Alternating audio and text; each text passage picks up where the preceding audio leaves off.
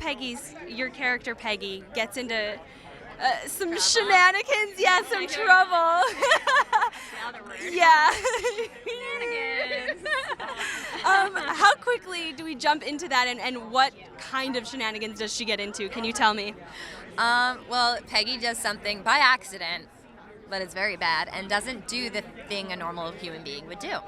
And so she was probably seriously off before that. And there was a scene that was in the first or second episode that we never filmed that was cut out, where her fiance tells Jesse Plemons, his character Ed, that if anything happens to me in Vietnam, like, take care of it for me.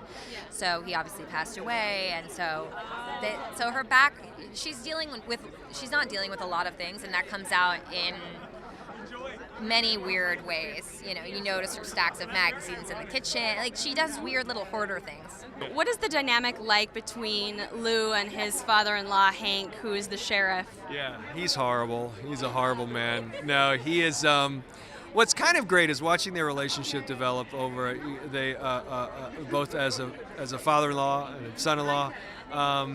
And then as the local cop and the state trooper, and how that, I think police officers get a kick out of that. Sort of whose jurisdiction is, you take it. No, if you need help, like nobody wants the case. There's a lot of that. So we've got some good banter between us, and luckily we got along. Floyd is put in kind of a bit of a predicament, right? Because her husband has been dethroned essentially with his stroke, and your son also wants to be at the head of the table. So what kind of struggle are we going to see there? Well, see, that's the thing, that she's their son challenging her, not to mention the other crime families. Yeah. But I think she's used to being around strong men. I don't think it's intimidating to her, and she's certainly not going to let one of her own sons intimidate her. She's a very practical person. She just do what needs to be done, but she's complicated because she's also a parent, and she'll do anything to protect her family. We know that there's a power struggle going on between Dot and his mother, Floyd, for kind of the head seat at the table now that Otto he needs to be replaced. So to what lengths will Dot go? Oh, to every length. I mean, there's no stopping Dot.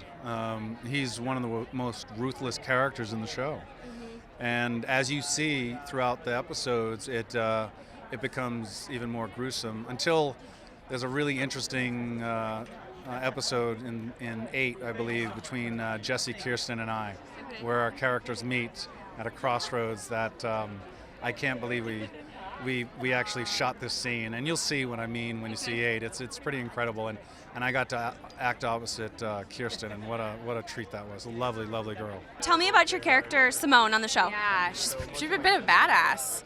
She's way more badass than me. She was brought up around stuff that she probably shouldn't have seen at such a young age. So working on it was like truly building another human from totally different circumstances. So she does some stuff that I would never even, attempt to do. Is that fun to play? Oh, it's the best. Yes, it's entirely fun to play. I think often as a young actor and as new to the business, we get roles that are pretty much ourselves, just in me in college or me at the beach, or and being able to really work on a character with these amazing people has been like a dream.